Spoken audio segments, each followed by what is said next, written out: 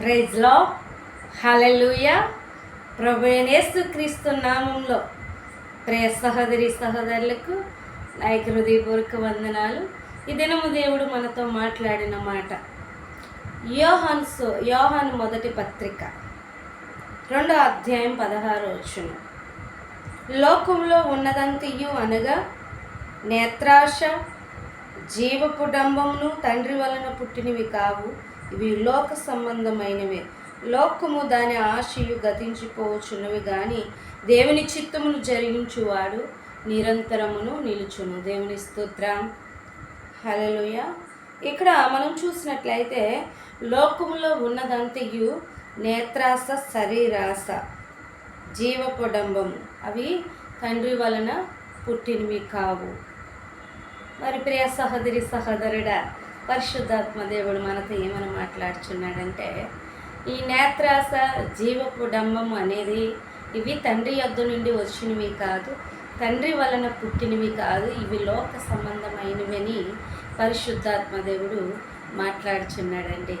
మరి లోక సంబంధమైన వాటి వలన మీకు మరి ఏమి కలుగుదు అంటున్నాడంటే, లోకమును దాని ఆశయు గతించిపోవుచున్నవి కానీ తండ్రి చిత్తమును జరిగించువాడు నిరంతరమును నిలుచును.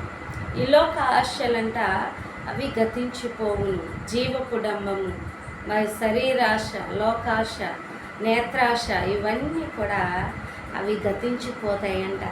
అయితే తండ్రి చిత్తమును జరిగించేవాడు మరి నిరంతరమును నిలుచును అంటున్నాడు పరిశుద్ధాత్మ దేవుడు. ప్రియ సహోదరి సహోదరుడా, ఇక్కడ మనం చూసినట్లయితే మరి జీవపు డంబము, నేత్రాశ, జీవపు డంబము, నేత్రాశ. జీవపు డంబం అంటే ఏమిటి? నేత్రాశ అంటే ఏమిటి? అయితే మన కనుల ద్వారా మనం చూసి కొన్నిటిని ఆశిస్తూ ఉంటాం. మరి ఆ రీతిగా ఆశించటం వలన మనము అవి ఒకాన దినాన అవి మనకు దూరంగా అయిపోతాయి, అవి నాశనం అయిపోతాయని తండ్రి అయిన దేవుడు మాట్లాడుచున్నారు. మరి జీవపు డంబము, మరి జీవపు డంబం అనేది మన హృదయము మరి అనేకమైన అత్యాశతో కలవరపరుస్తూ ఉంటుంది, అత్యాశతో ముందుకు వెళుతూ ఉంటుంది. ఇవన్నీ కూడా తండ్రి వలన పుట్టినవి కాదు, దేవుని యొద్ద నుండి వచ్చినవి కావు.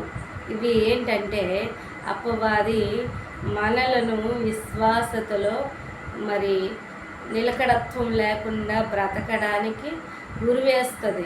అప్పుడు మనం పడిపోతూ ఉంటాం.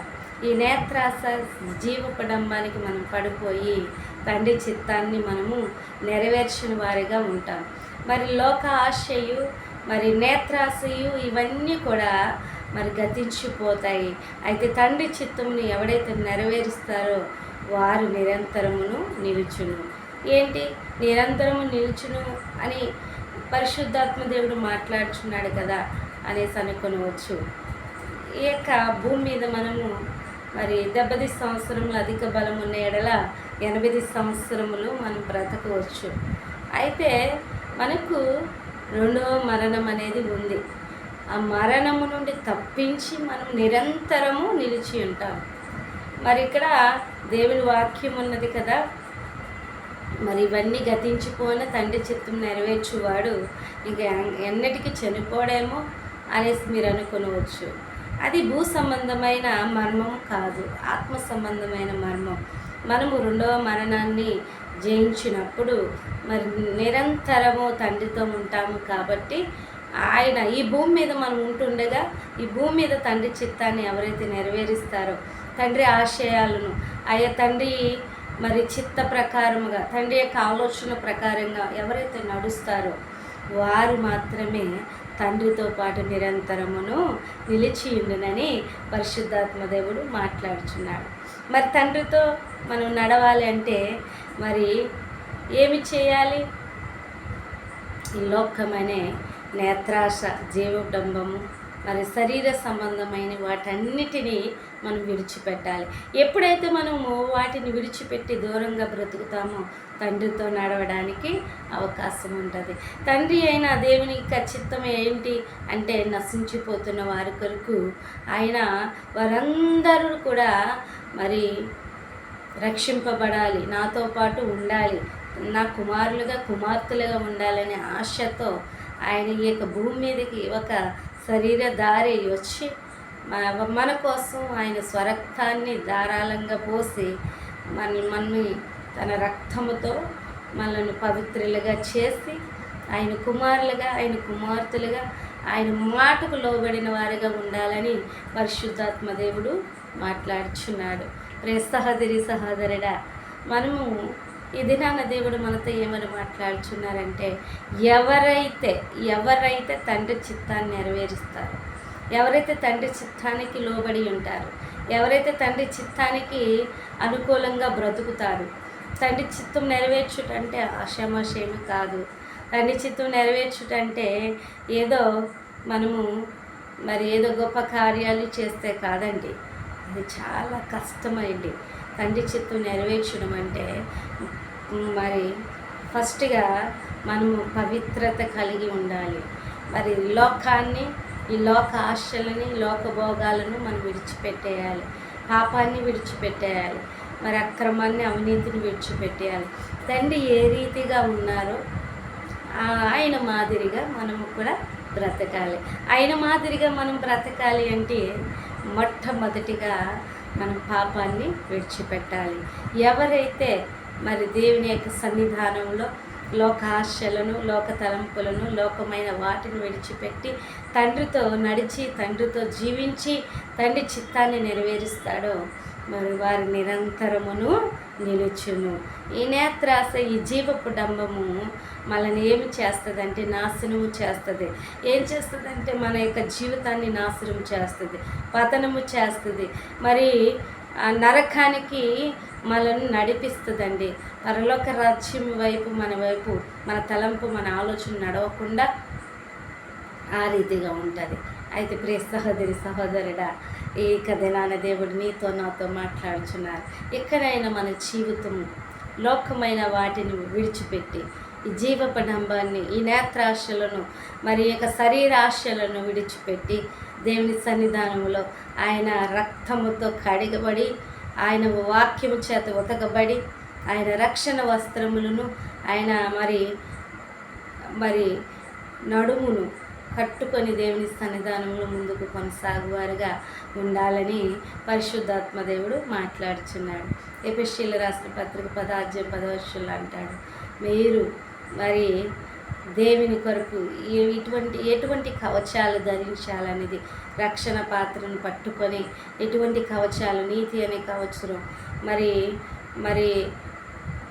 దేవునికి ఇష్టమైన కవచాలు ధరించి భూమి మీద దేవునితో పాటు మనము నడవాలి, దేవునితో పాటు నివసించాలి. ప్రియ సహోదరి సహోదరుడా, ఈ లోకంలో జీవడంబాన్ని, పాపాన్ని మనం విడిచిపెడదాం. లోకానుసారమైన జీవితాన్ని విడిచిపెడదాం. ఈ లోకము నటనాలయం, ఈ లోకము భయంకరమైనది, ఈ లోకం నాశనము చేసేది, ఈ లోకము అంతము చేసేది, ఈ లోకము మనశ్శాంతి లేకుండా చేసేది, ఈ లోకము సమాధానము లేకుండా చేసేది, ఈ లోకము డబ్బుపై ఆశ చూపించేది, ఏదో ఒక విధంగా లోకంలో పడివేసేది, పాపంలో పడివేసేది. అయితే ఈ లోకానికి మనము దూరంగా బ్రతకాలి అనుకుంటే దేవుని చిత్తాన్ని నెరవేర్చువారుగా మనం ఉండాలి. ఎప్పుడైతే దేవుని చిత్తాన్ని నెరవేరుస్తామో తండ్రితో పాటు మనం జీవించడానికి అవకాశం ఉంటుంది.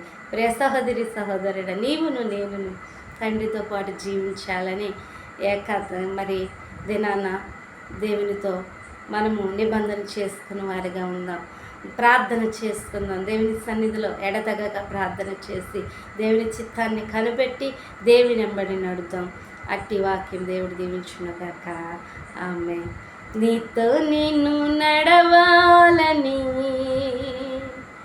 నీతో నిన్ను బ్రతకాలని, నీతో నిన్ను నడవాలని, నీతో నిన్ను బ్రతకాలని ఆశయ, చిన్ని ఆశయ ఓ ఏసయ్య నీవే తీర్చాలయ్యా ఆశయ చిన్ని ఆశయ ఓ ఏసయ్య నీవే తీర్చాలయ్యా పౌలును సౌలుగా మార్చిన నా గొప్ప దేవుడా సౌలును పౌలుగా మార్చిన నా గొప్ప దేవుడా నీతో నేను నీతోనుండా నీతో నేను